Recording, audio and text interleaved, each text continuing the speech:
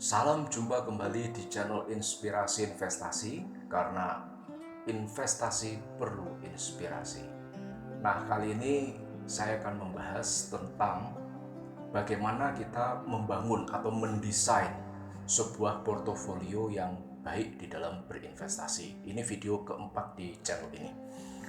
Nah, untuk membangun sebuah portofolio investasi yang baik, hal yang mesti kita pahami adalah bahwa sebuah aset investasi itu memiliki valuasi atau nilai. Jadi sebelum membangun portofolio investasi, pahami dulu valuasinya. Nah, itu yang akan kita bahas di dalam video kali ini. Seperti sebuah video yang terdahulu, kali ini saya tidak tampil terus di depan kamera. Saya akan menyampaikan tayangan berikut ini.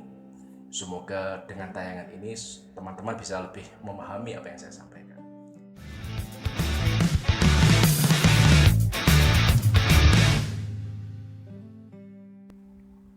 Baik, teman-teman, mari kita membahas tentang bagaimana membangun portofolio investasi agar di kemudian hari bisa mendapatkan hasil yang optimal. Kalau teman-teman lihat gambar dua rumah ini, mungkin akan bingung maksudnya apa. Tapi saya mau bertanya dulu, kira-kira di antara dua rumah itu mana yang lebih murah? Silakan dijawab dalam hati, simpan jawaban itu ya. Nanti kita akan membahas tentang hal itu lebih jauh.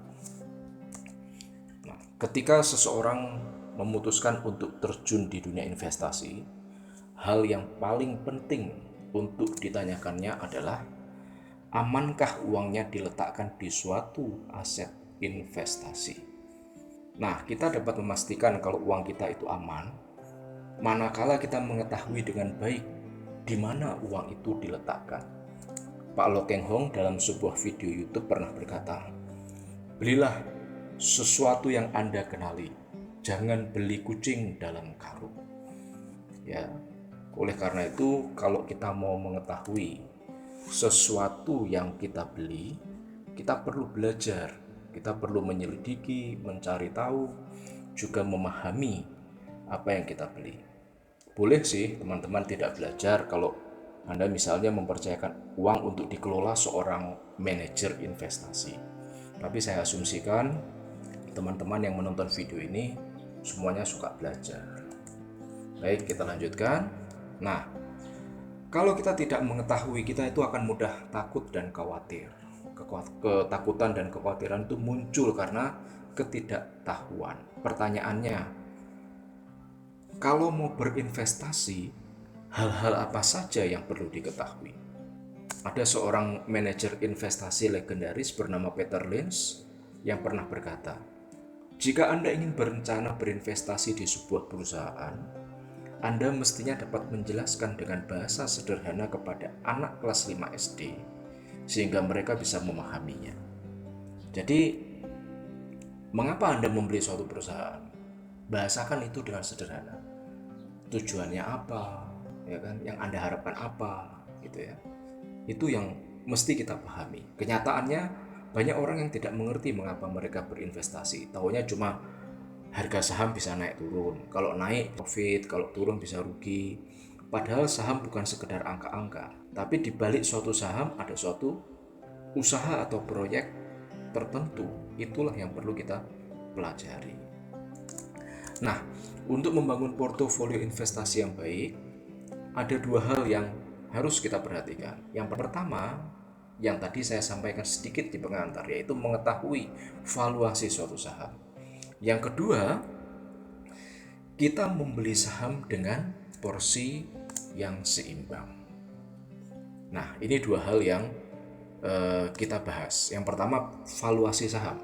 Nah, kita perlu memahami valuasi suatu saham. Gini ya, jadi seringkali orang salah kaprah. Saham yang diperdagangkan di harga 5.000 tidak serta-merta lebih mahal daripada yang diperdagangkan di harga 1.000. Nah, ini ilustrasi dua rumah tadi. Perhatikan rumah di sebelah kiri, ini yang muncul, ini rumah sebelah kanan. Nah, anggap saja rumah itu letaknya berdekatan sehingga kita asumsikan harga tanah di keduanya sama. Yang kiri ada kolam renangnya, lapangannya luas, tamannya indah, bangunannya megah. Harganya 10 miliar. Yang kanan sangat sederhana, mirip rumah di desa. Harganya 5 miliar. Nah, kalau melihat harga, jelas lebih murah yang kanan. Tapi kalau melihat valuasi, jelas harga 10 miliar untuk rumah di sebelah kiri sangat murah. Tapi dengan catatan loh ya, rumah yang di sebelah kanan bukan rumah antik atau rumah langka, pernah dihuni artis atau tokoh terkenal atau lainnya yang membuat harganya tinggi. Kita sama-sama mengandaikan dua rumah itu rumah yang dihuni masyarakat pada umumnya. Itu tentang valuasi. Saham juga seperti itu, harga tidak bisa dijadikan sebagai patokan. Untuk mengetahui valuasi satu saham, saya sendiri menggunakan beberapa rasio yang berangkat dari laporan keuangannya. Yang pertama adalah PER atau Price to Earning Ratio, terus yang kedua adalah PBV, Price to Book Value, yang ketiga net income atau laba bersihnya, dan yang keempat Debt to Equity Ratio. Jadi semakin kecil utangnya, semakin sehat perusahaannya. Gitu ya. Nah, kita tidak perlu membahas secara teknis dan detail rasio-rasio tersebut. Channel ini tujuannya ingin lebih memberikan inspirasi di dalam berinvestasi ya. Saya tidak ingin terlalu menggurui. Nah, kalau kita sudah memahami tentang valuasi, Anda bisa mempelajari juga dari channel lain atau buku lain. Baru kita mendesain portofolio. Untuk bisa melakukan hal ini dengan baik, kita perlu mengklasifikasi saham-saham yang diperdagangkan. Bursa Efek Indonesia sebenarnya juga sudah memberi kategori untuk saham-saham yang ramai diperdagangkan. Saham-saham itu dimasukkan ke dalam indeks LQ45 yang selalu diupdate selama kurun waktu tertentu, berisi 45 saham yang likuiditasnya tinggi. Ada juga indeks-indeks lain seperti Kompas 100 misalnya. Bila ada suatu saham yang Anda pahami valuasinya, kenali produknya dengan baik, juga Anda ketahui kinerja perusahaannya bertumbuh, bolehlah Anda menggunakan uang agak banyak untuk membeli saham itu.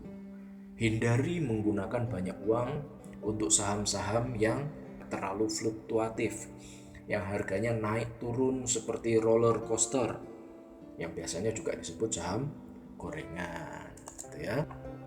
Masih di mendesain portofolio, prinsip di dalam membangun portofolio yang seimbang itu bukan semua saham dibeli dalam jumlah yang sama.